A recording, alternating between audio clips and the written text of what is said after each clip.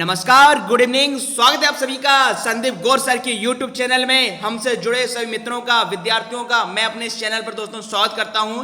और जो विद्यार्थी आज हमसे पहली बार जुड़े हुए हैं वह संदीप गौर सर को यूट्यूब चैनल पर सब्सक्राइब कर लीजिए, जिससे आगामी समय में आने वाले सभी वीडियो का नोटिफिकेशन आप तक आसानी से पहुंच सके। दोस्तों, इस समय आप देख रहे हैं प्रतिदिन साढ़े 6 बजे हमारे आपके समक्ष Madhya Pradesh special current affair की सीरीज वो भी धांसू ट्रिक से चलाई जा रही है। और यह मध्य प्रदेश करंट अफेयर मेरे दोस्तों एमपीपीएससी, एमपी पुलिस, एमपीएसआई या एमपी वर्ग 3 इन सभी आगामी मध्य प्रदेश की परीक्षाओं के लिए काफी महत्वपूर्ण सिद्ध होने वाला है। अभी तक आप दोस्तों मध्य प्रदेश करंट अफेयर पढ़ते आते थे, किंतु पहली बार हमने यह प्रयास किया है कि मध्य प्रदेश करंट अफेयर भी मेरे दोस्तों ट्रिक से पढ़ाया जाएगा। जी हां, तो धांसू ट्रिक से सारे क्वेश्चन को यहां पर उड़ाया जाता है और ऐसी चीजें बताई जाती हैं जो कहीं और आपको नहीं मिलती है। चलिए अब आज की कक्षा दोस्तों प्रारंभ करने से पहले जान लेते हैं आज का मोटिवेशनल कोट्स जो आपको ऊर्जावान बनाएगा, चेहरे पर मुस्कान लाएगा, आपको आपकी मंजिल के प्रति दोगुनी रफ्तार से आगे बढ़ाएगा। तो क्या है मेरे दोस्तों आज का सुविचार कि तुमको गिराने की लाख साजिशें करे कोई, तुमको गिराने की लाख साजिशें करे कोई, पर तुम संभल कर तो देखो, तुम्हारी रोशनी से होगा रोशन जमाना, कभी चिरागों की तरह जलकर तो देखो। जी हां दोस्तों, कभी चिरागों की तरह जलकर तो देखो। जी हां दोस्तों, एक बार आप जमकर मेहनत कर लीजिए। क्या एक बार आप जमकर मेहनत कर लीजिए, फिर देखिए दोस्तों ये दुनिया आपके कदम चूमेगी। जो लोग आज आपसे बात नहीं करते मेरे दोस्तों, कल को आपका नंबर मांगे, गूगल पर सर्च करेंगे, लाडलो आपको क्या गूगल पर सर्च करेंगे। इसलिए दोस्तों कभी ये मत सोचिएगा कि आप कभी अकेले, बल्कि यह सोचिएगा कि आप मेरे दोस्तों अकेले ही काफी है। क्या आप कभी अकेले ही काफी है? क्योंकि मेरे दोस्तों हम किस्मतों के गुलाम नहीं, हम हौसलों के नवाब हैं। और मेरे दोस्तों उड़ान हमेशा हौसलों की होती है, क्योंकि द्वंद कहां तक पाला जाए, युद्ध कहां तक टाला जाए, तू भी है राणा का वंशज, फेंक जहां तक भाला जाए। क्या फेंक जहां तक भाला जाए?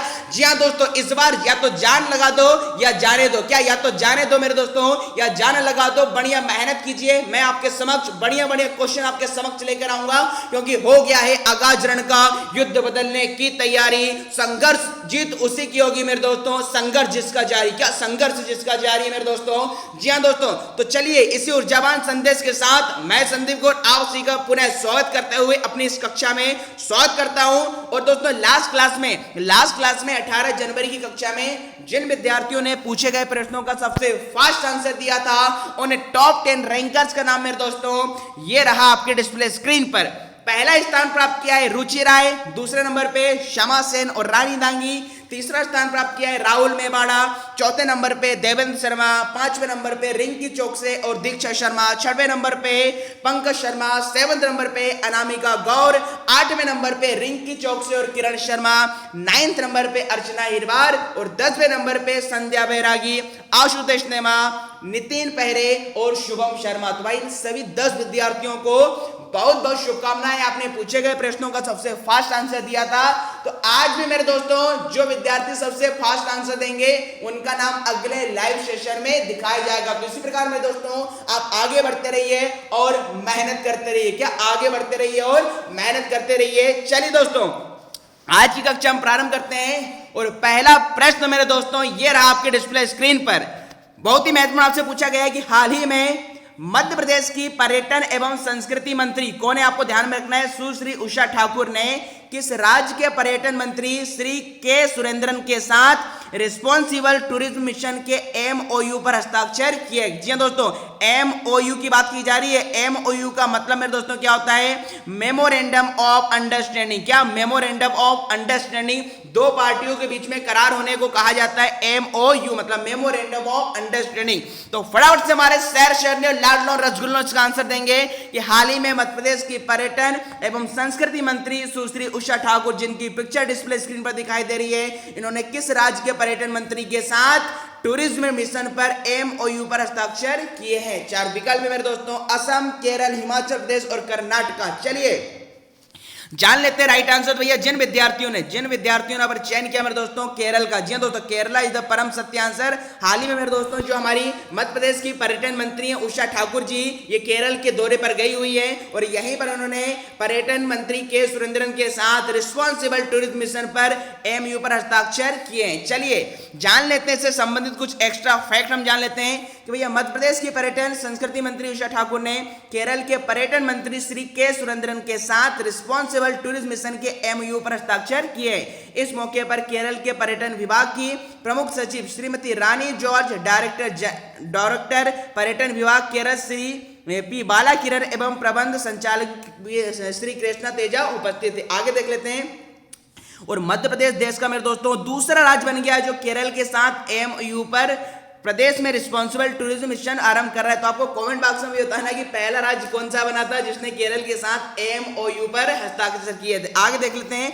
कार्यक्रम में मध्य प्रदेश की पर्यटन मंत्री सुश्री ठाकुर ने कहा कि शंकराचार्य की भूमि में आज भी कला, संस्कृति और धर्म सुरक्षित है। हमें भारत को मौलिक भारत बनाना होगा जिसमें केरल अग्रणी है। सुश्री ठाकुर ने कहा है मध्य प्रदेश भी धार्मिक, सांस्कृतिक और प्राकृतिक रूप से संबद्ध प्रदेश है। हमारे प्रदेश के निवासियों एवं जनजाति भाइयों की संस्कृति अद्भुत है और प्रकृति से उनका जुड़ाव आज भी बना हुआ है। तो महत्वपूर्ण मेरे दोस्तों आने वाले समय पूछा जा सकता है भैया केरल और मध्य प्रदेश के बीच में अब टूरिज्म को लेकर मध्य प्रदेश में पर्यटन को बढ़ावा देने के लिए, विकास करने के लिए ये हस्ताक्षर आपके हुए हैं। चलिए जान लेते हैं अगला क्वेश्चन। नेक्स्ट क्वेश्चन दोस्तों ये रहा आपके डिस्प्ले स्क्रीन पर, बहुत ही महत्वपूर्ण मेरे दोस्तों। हाल ही में प्रधानमंत्री नरेंद्र मोदी और मुख्यमंत्री शिवराज सिंह चौहान, जिसकी पिक्चर डिस्प्ले स्क्रीन पर है, ने मध्य प्रदेश के किस जिले से स्टैच्यू ऑफ यूनिटी के लिए ट्रेन को वर्चुअली हरी झंडी दिखाई? बहुत ही महत्वपूर्ण प्रश्न है, अगले आने वाले समय में 100% पूछा जाएगा।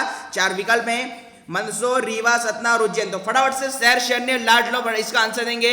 हाल ही में नरेंद्र मोदी जी और शिवराज सिंह चौहान ने जो केवड़िया, गुजरात के केवड़िया में स्थित स्टैच्यू ऑफ यूनिटी के लिए 8 ट्रेनें चलाई हैं, जिसमें से एक ट्रेन मध्य प्रदेश से भी चली है और वो मध्य प्रदेश के किस स्थान से संचालित होगी? फटाफट से बताएंगे इसका राइट आंसर। चलिए जान लेते हैं सही उत्तर। तो भैया जिन विद्यार्थियों ने यहाँ पर चयन किया स्टैच्यू ऑफ यूनिटी की ट्रेन के लिए रीवा, तो रीवा इज द मेरे दोस्तों परम सत्य आंसर।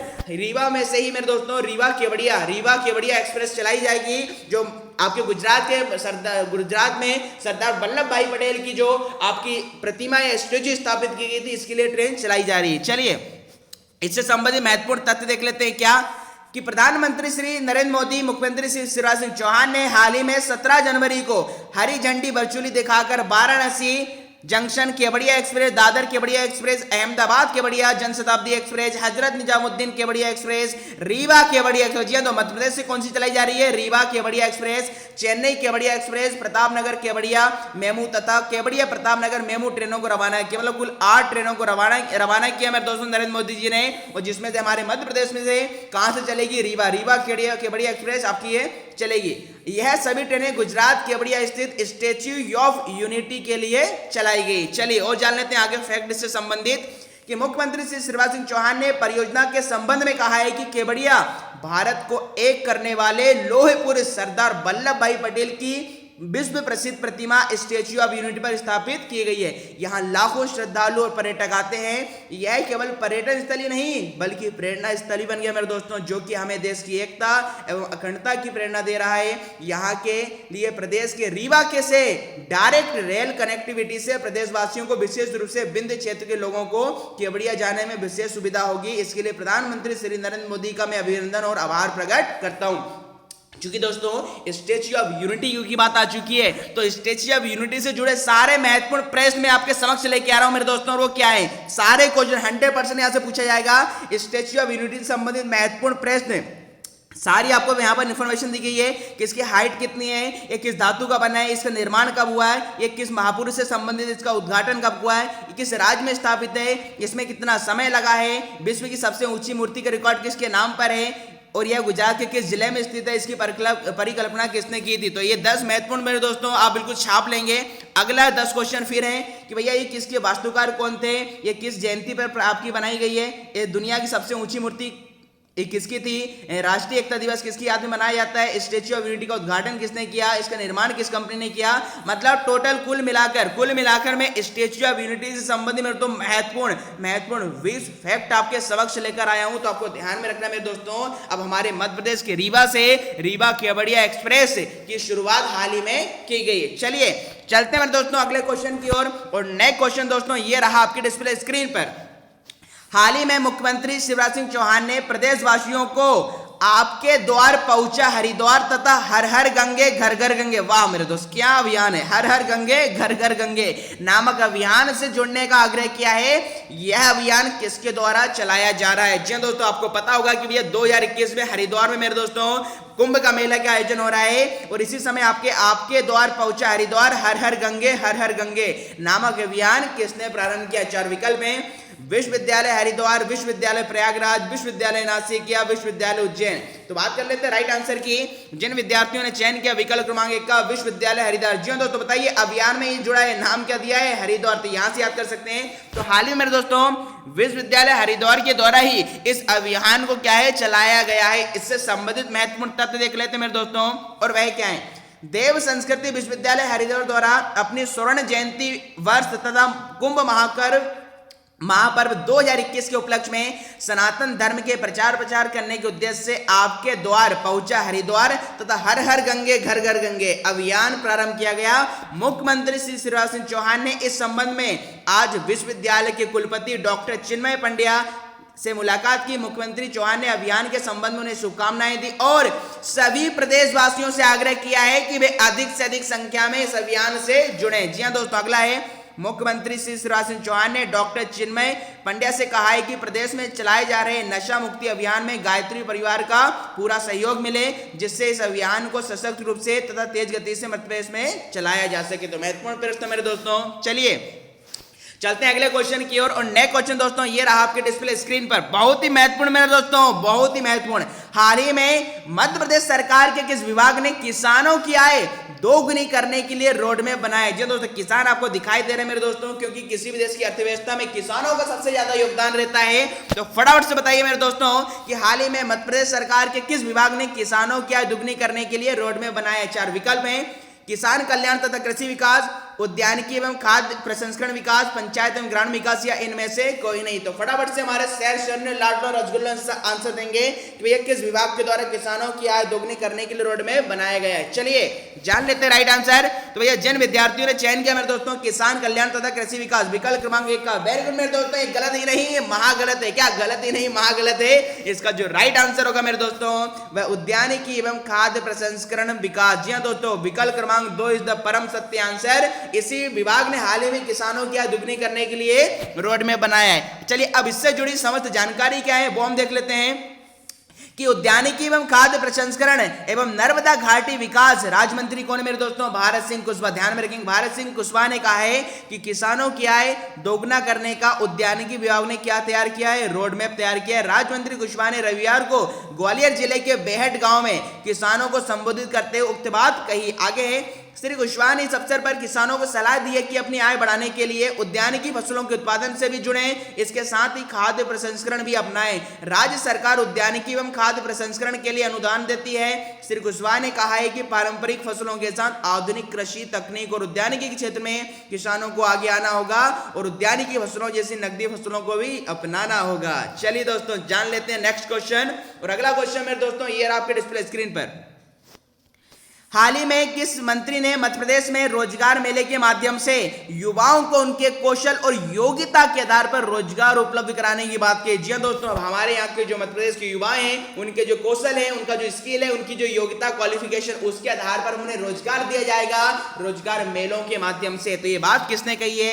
4 ऑप्शन आपके पास, सुश्री मीना सिंह, शिवराज सिंह चौहान, सुश्री उषा ठाकुर, श्रीमती यशोदा राजे सिंधिया। अब देखो जिसने बात की उनकी पिक्चर भी आपको डिस्प्ले स्क्रीन पर दिखाई दे रही है। तो भैया राइट आंसर की बात कर लें, जिन विद्यार्थियों ने चयन किया विकल्प क्रमांक 1 का मतलब सुश्री मीना सिंह। तो सुश्री मीना सिंह इस द मेरे दोस्तों परम सत्य आंसर। अब इससे संबंधित पूरी जानकारी क्या वो हम देख लेते हैं कि जनजाति कल्याण एवं अनुसूचित कल्याण मंत्री कौन है? सुश्री मीना सिंह। ध्यान में रखना, इन्होंने कहा है कि प्रदेश में रोजगार मेले के माध्यम से युवाओं को उनके कौशल में योग्यता के अनुसार मेरे दोस्तों क्या है रोजगार उपलब्ध कराया जाएगा। नेक्स्ट आ गया इसकी जानकारी कि जनजाति कल्याण मंत्री सुश्री मीना सिंह ने उमरिया जिले के युवाओं को रोजगार देने के लिए अधिक से अधिक प्रयास किए जाएंगे। उन्होंने कहा है कि जिन युवाओं को रोजगार मेले के माध्यम से रोजगार मिला है उनकी मॉनिटरिंग भी की जाएगी कलेक्टर श्री संजीव श्रीवास्तव ने बताया कि उमरिया जिले में जिला स्तरीय रोजगार मेले में 20 कंपनियों ने भाग लिया है। रोजगार मेले में 1200 युवाओं ने पंजीकरण कराया है। उन्होंने बताया कि जिले में आगे आने वाले रोजगार मेलों में कंपनियों की संख्या बढ़ाने के प्रयास किए जाएंगे और जिले में युवाओं को वन एवं खनिज संपदा पर आधारित उद्योगों से अधिक युवाओं को रोजगार दिलाया जाएगा। तो ये थी इससे जुड़ी पूरी जानकारी। चलिए चलते मेरे दोस्तों अगले क्वेश्चन की ओर। और नेक्स्ट क्वेश्चन दोस्तों ये रहा आपके डिस्प्ले स्क्रीन पर। हाल ही में पिछड़ा वर्ग तथा अल्पसंख्यक कल्याण राज्य मंत्री कौन है आपके? राम खेलावन पटेल, मंत्री आपको ध्यान में होना चाहिए, ने नागरिक गण स्वच्छता का संकल्प लेकर किस जिले के रामनगर और अमरपाटन को प्रदेश में विशिष्ट पहचान दिलाने की बात कही है। जी दोस्तों पिक्चर भी आपको यहाँ पर डिस्प्ले स्क्रीन पर दिखाई दे रही है आपको राम खेलावन पटेल जी की। तो बताइए किस जिले से इन्होंने ये आपकी किस जिले के इन 2 शहरों को ये प्रदेश भर में विशिष्ट पहचान दिलाने की बात कही है। 4 विकल्प आपके मेरे दोस्तों क्या है आपका? सतना, दमोह, गुना और रीवा। फटाफट से दोस्तों आंसर देंगे कि यहां पर इसका राइट आंसर क्या होगा। चलिए मेरे दोस्तों जान लेते हैं इसका राइट आंसर क्या होगा। तो भैया जिन विद्यार्थियों में चयन किया सतना जिला का, मेरे दोस्तों विकल्प क्रमांक इज द परम सत्य आंसर। सतना जिले के ही रामनगर और अमरपाटन को स्वच्छता के मामले में विशिष्ट पहचान दिलाने की इन्होंने बात की है। पूरी जानकारी क्या है देख लेते हैं। पिछड़ा वर्ग तथा अल्पसंख्यक कल्याण राज्य मंत्री श्री राम खेलावन पटेल ने कहा है कि नागरिकगण स्वच्छता का संकल्प लेकर सतना जिले के रामनगर और अमरपाटन को प्रदेश भर में विशिष्ट पहचान दिलाएं। राज्य मंत्री श्री पटेल ने रविवार को अमरपाटन के 3 और न्यू रामनगर के 2 नवीन स्वच्छता वाहनों को नगर परिषदों को सौंपा है। राज्य मंत्री श्री पटेल ने कहा है कि जल्द ही न्यू रामनगर और अमरपाटन में स्वच्छता वाहनों की संख्या में वृद्धि की जाएगी। उन्होंने नागरिकों से स्वच्छता से जुड़ने नियमों का पालन करने का भी आग्रह किया है। चलिए नेक्स्ट क्वेश्चन को चलते हैं। और अगला क्वेश्चन दोस्तों ये रहा आपके डिस्प्ले स्क्रीन पर। अगला क्वेश्चन मेरे दोस्तों आपके समक्ष जो है और वो ये आपसे पूछा गया है कि जल विहार का मेला 20वें नंबर का नहीं होगा, इसे करेक्शन कर लेंगे। जल विहार का मेला मध्य प्रदेश के किस जिले में लगता है? जी दोस्तों पिक्चर भी आपको डिस्प्ले स्क्रीन पर दिखाई दे रही है कि जल विहार का मेला मध्य प्रदेश के किस जिले में लगता है। 4 ऑप्शन है मेरे दोस्तों, गुना, छतरपुर, दमोह और होशंगाबाद। तो फटाफट से आंसर देंगे कि जल विहार का मेला मध्य प्रदेश के किस जिले में लगता है। चलिए जान लेते हैं राइट आंसर। मेरे दोस्तों यह क्वेश्चन आपसे एमपीपीएससी व्यापम में कई बार पूछा गया है। तो भाई जल विहार का मेला जिन विद्यार्थियों ने चयन किया विकल्प क्रमांक 2 छतरपुर। तो छतरपुर इज द परम सत्य आंसर। क्या छतरपुर में मेरे दोस्तों जल विहार का मेला लगता है? अब जिन विद्यार्थियों को याद था अच्छी बात है, किंतु मैं दोस्तों इसके ट्रिक बता देता हूं। इसके ट्रिक देख लेते हैं क्या है, किस प्रकार से हम याद कर सकते हैं। बताइए यहां पर जल, बताइए जब आपका जल बारिश में जब जल की वर्षा होती है, पानी आता है, बारिश में जल आ जाता है, तो हम बाहर जाने पर क्या लगाते हैं? छत लगाते हैं मेरे दोस्तों। इस प्रकार से ट्रिक आएगी कि जल जब वर्षा होगी तो जल गिरेगा और जल गिरेगा तो हम लोग क्या लगाएंगे? छत गिराएंगे। तो जल का मतलब जल विहार से और छत लगाएंगे का मतलब ये छाता लगाएंगे। छत का मतलब किससे? छाता। छाता लगाएंगे और छाते का मतलब मेरे दोस्तों किससे? छतरपुर से। चलिए आगे इसकी जानकारी क्या है कि यह मेला अक्टूबर नवंबर में दशहरा और दीपावली के बीच 15 दिनों की लगता है। कितने दिनों की लगता है मेरे दोस्तों? 15 दिनों के लिए ये आपके अक्टूबर नवंबर में लगता है। चलिए चलते हैं अगले क्वेश्चन की ओर। अगला क्वेश्चन मेरे दोस्तों कि हाल ही में 18 जनवरी 2021 को मुख्यमंत्री श्री शिवराज सिंह चौहान ने केंद्रीय स्वास्थ्य एवं परिवार कल्याण मंत्री हर्षवर्धन जी, जी तो पिक्चर डिस्प्ले स्क्रीन पे से मुलाकात कर बुंदेलखंड क्षेत्र के किन 2 जिलों में अस्पताल खोलने की मांग की है। जी तो महत्वपूर्ण प्रश्न है। हाल ही में शिवराज सिंह चौहान ने परिवार कल्याण मंत्री हर्षवर्धन जी से मुलाकात की है और उन्होंने बुंदेलखंड के किन 2 जिलों में अस्पताल खोलने की मांग की है। 4 विकल्प में छतरपुर, दमोह, नरसिंहपुर, छिंदवाड़ा, सिवनी, बालाघाट या दतिया, गुना। तो फटाफट से बताइए मेरे दोस्तों कि इसका राइट आंसर क्या होगा। चलिए जान लेते हैं इसका सही उत्तर क्या होगा। तो भैया बुंदेलखंड के जिन 2 जिलों में अस्पताल खोलने की मांग की है वो राइट आंसर होगा छतरपुर, दमोह। विकल्प क्रमांक 1 का चयन विद्यार्थियों ने किया, सही आंसर है। अब बताइए इसके ट्रिक जान लेते हैं। इसको सर याद कैसा करें? जिनको याद अच्छी बात है इसकी ट्रिक बता देते हैं। बताइए अस्पताल यदि खुल जाएगा, अस्पताल खुल जाएगा मेरे दोस्तों, तो बताइए सभी बीमारियों का जो लोगों में मोह बना हुआ है वह मोह खत्म हो जाएगा और वो जीवन क्या उनका तर जाएगा। मेरे दोस्तों क्या बता रहा हूँ, अस्पताल खुलने से बीमारियों का मोह खत्म होगा और जीवन क्या है? तर जाएगा। तो तर का मतलब मेरे दोस्तों छतरपुर से और मोह का मतलब मेरे दोस्तों किससे है? दमोह से। अब ऐसा भी याद कर सकते हैं मेरे दोस्तों कि अस्पताल खोलने से बीमारियों का मोह कम होगा और आप जीवन क्या है? तर जाएगा, आप स्वस्थ रहेंगे, निरोगी रहेंगे। चलिए इससे महत्वपूर्ण संबंधित तथ्य हम जान लेते हैं कि मुख्यमंत्री श्री शिवराज सिंह चौहान ने केंद्रीय स्वास्थ्य एवं परिवार कल्याण मंत्री श्री हर्षवर्धन से नई दिल्ली में उनके कार्यालय में मुलाकात कर बुंदेलखंड क्षेत्र में स्वास्थ्य सुविधाओं की कमी से अवगत कराया और एम्स की तर्ज पर छतरपुर और दमोह में अस्पताल खोले जाने की मांग की है। साथ ही सिवनी जिले में चिकित्सा सुविधाओं की बढ़ोतरी की दृष्टि से मेडिकल कॉलेज खोलने की मांग कही है। उन्होंने बताया कि मध्य प्रदेश सरकार ने मेडिकल कॉलेज खोलने के संबंध में कार्रवाई शुरू कर दी है। इस संबंध में टेंडर भी जारी कर दिए गए हैं। मुख्यमंत्री श्री शिवराज सिंह चौहान ने इस संबंध में केंद्र की सहायता की अपेक्षा की और इसकी स्वीकृति का अनुरोध किया है। चलिए चलते अगले क्वेश्चन की ओर। क्वेश्चन नंबर 9 मेरे दोस्तों ये रहा आपके डिस्प्ले स्क्रीन पर।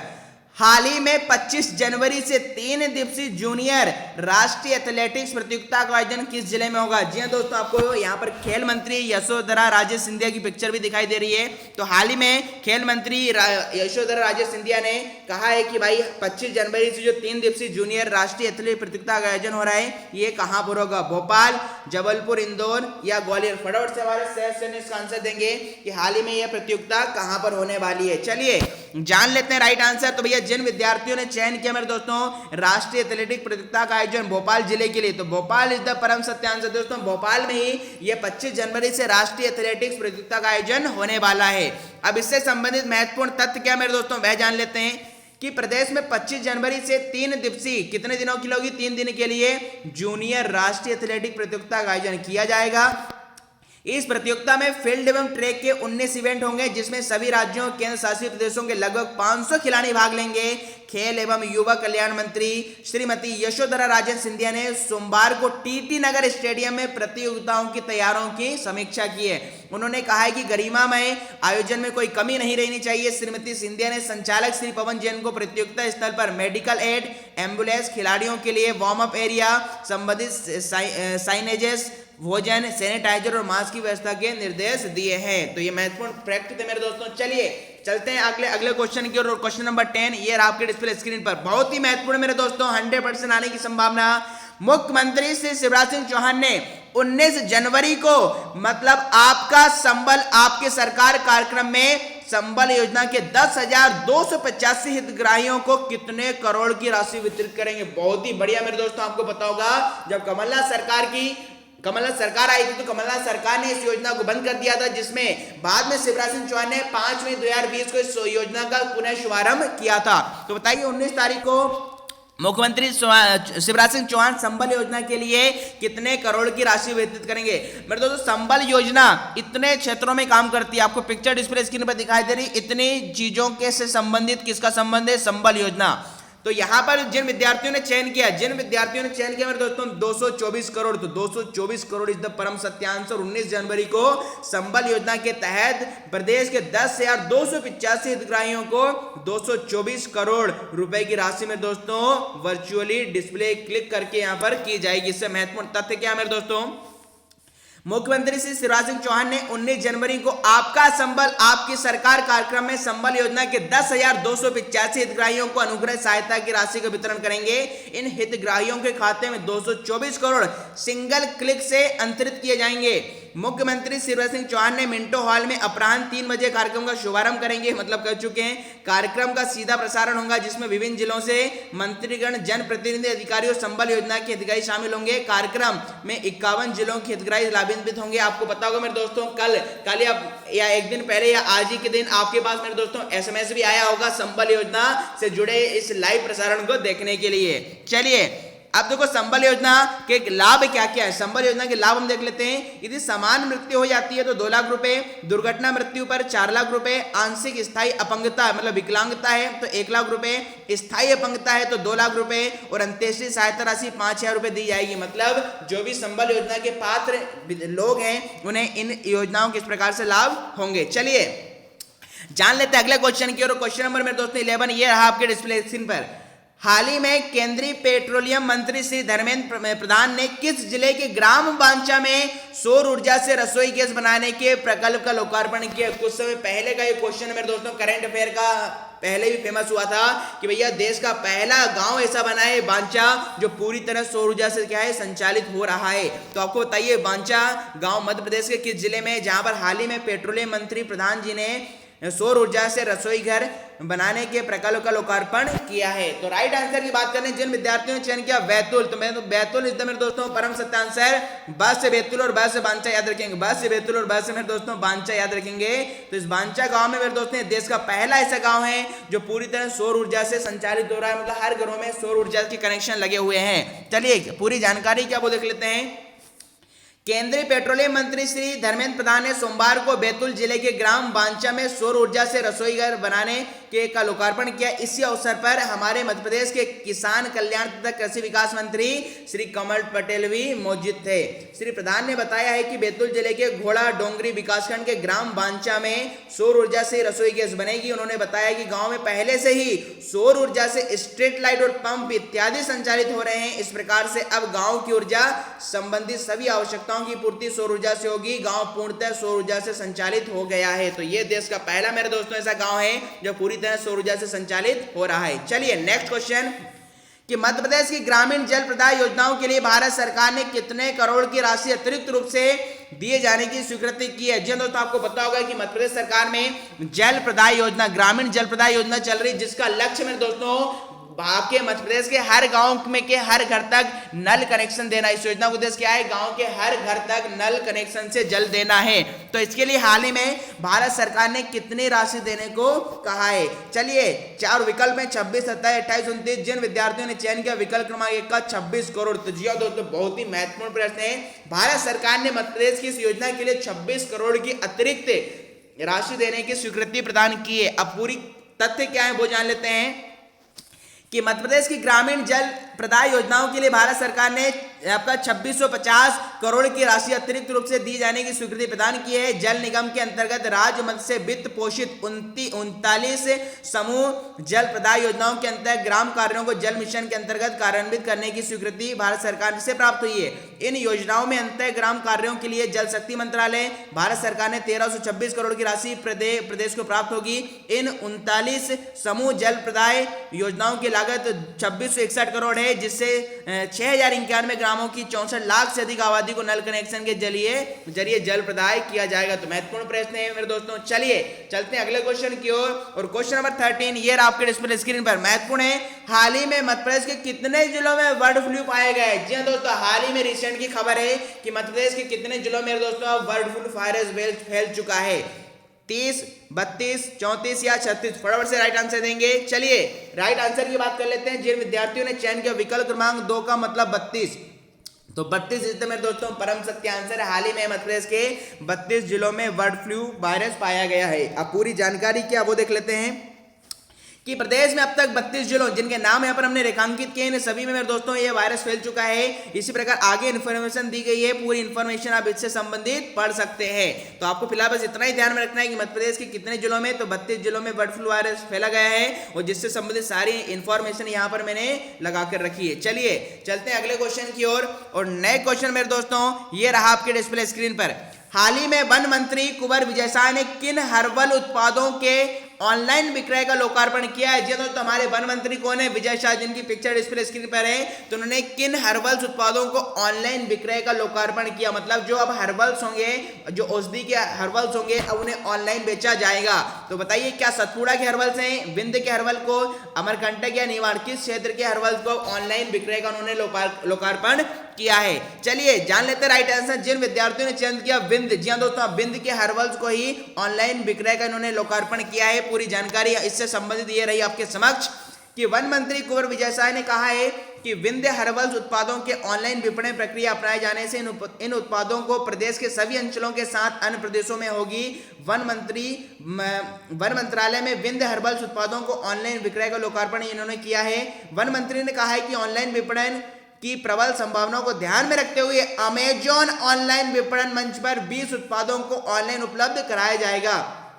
उन्होंने कहा कि विंध्य हर्बल के उत्पादों के विक्रय केंद्रों का जिला और ब्लॉक स्तर पर विस्तार किया जाना चाहिए। उन्होंने इसके लिए विभाग को स्पष्ट नीति के निर्देश दिए हैं। और जान लेते हैं जानकारी कि लघु वनोपज प्रसंस्करण तथा अनुसंधान केंद्र वरखेड़ा पठानी भोपाल के सीईओ श्री विवेक जैन ने बताया कि कुछ चुनिंदा उत्पाद जैसे च्यवनप्राश, शहद, immunity booster kit, gift gift, ashwagandha चूर्ण, गिलोय चूर्ण, सफेद मूसली चूर्ण, पौष्टिक चूर्ण और पीड़ाहारी तेल इत्यादि को ऑनलाइन विपणन मंच पर लाया गया है और 20 उत्पादों के बाद 50 उत्पादों तक बढ़ाए जाने की हाथ में लिया जाएगा। जी हाँ दोस्तों, ये महत्वपूर्ण प्रश्न है। अब ये सारे प्रोडक्ट मेरे दोस्तों आपको जो विंध्य हर्बल्स के हैं ये आपको ऑनलाइन अमेजन पर मिलेंगे। चलिए चलते हैं नेक्स्ट क्वेश्चन की ओर। और अगला क्वेश्चन दोस्तों क्वेश्चन नंबर 15 ये रहा आपके डिस्प्ले स्क्रीन पर।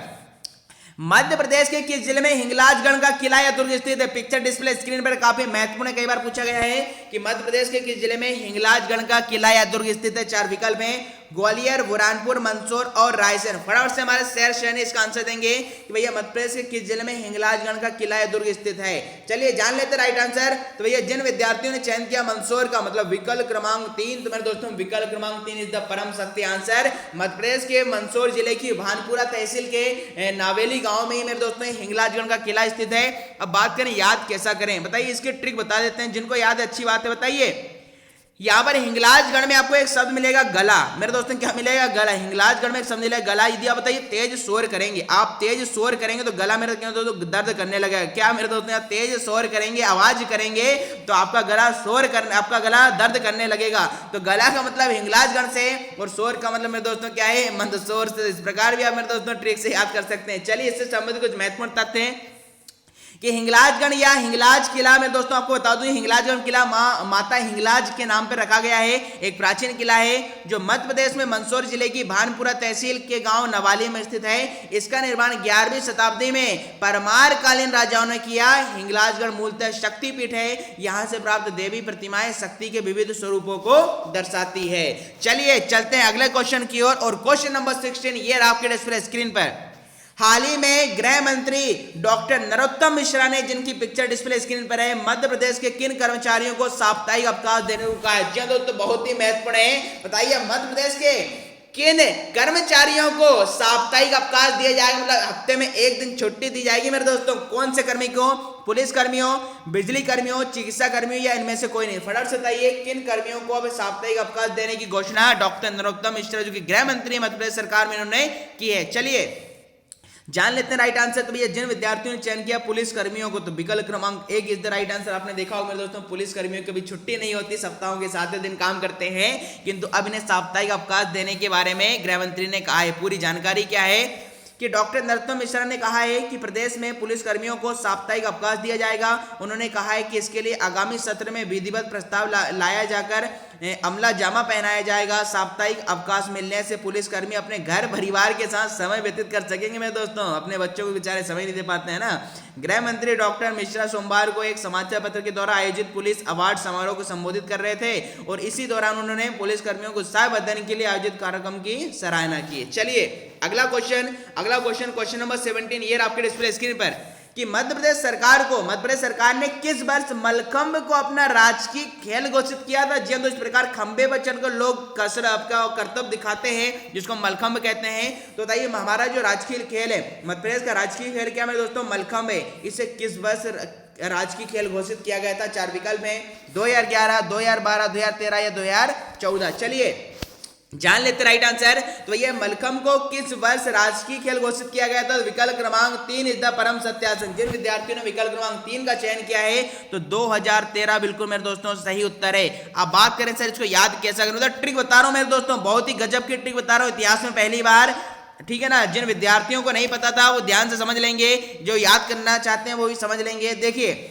मलखंभ की बात हो रही है। मलखंभ किस अल्फाबेट से स्टार्ट होता है? एम। और अल्फाबेट में एम की वैल्यू कितनी होती है? 13 होती है मेरे दोस्तों। बताइए मलखंभ की बात हो रही है और मलखंभ किस अल्फाबेट से प्रारंभ होता है? एम से, और एम की वैल्यू कितनी है? 13। तो 13 का मतलब किससे? 2013 से। बताइए इसके अलावा याद करने का कोई दूसरा तरीका नहीं मेरे दोस्त। मलखंभ में एम का मतलब 13 से, तो 13 का मतलब किससे? 2013 से। चलिए क्या है जानकारी वो देख लेते हैं।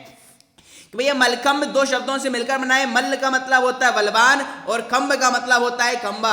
मलखंभ भारत का एक पारंपरिक खेल है जिसमें खिलाड़ी लकड़ी के एक ऊर्ध्व खंभे या रस्सी के ऊपर तरह तरह के करतब दिखाते हैं। वस्तुतः इसमें प्रयुक्त खंभ को मलखंभ भी कहा जाता है। और भारत मध्य प्रदेश में दोस्तों मलखंभ में कौन सा पुरस्कार दिया जाता है? प्रभास जोशी खेल पुरस्कार दिया जाता है, जिसकी स्थापना भी 2013 में से ही हुई थी। चलिए जान लेते हैं अगला क्वेश्चन। नेक्स्ट क्वेश्चन नंबर 18 ये रहा आपके डिस्प्ले स्क्रीन पर।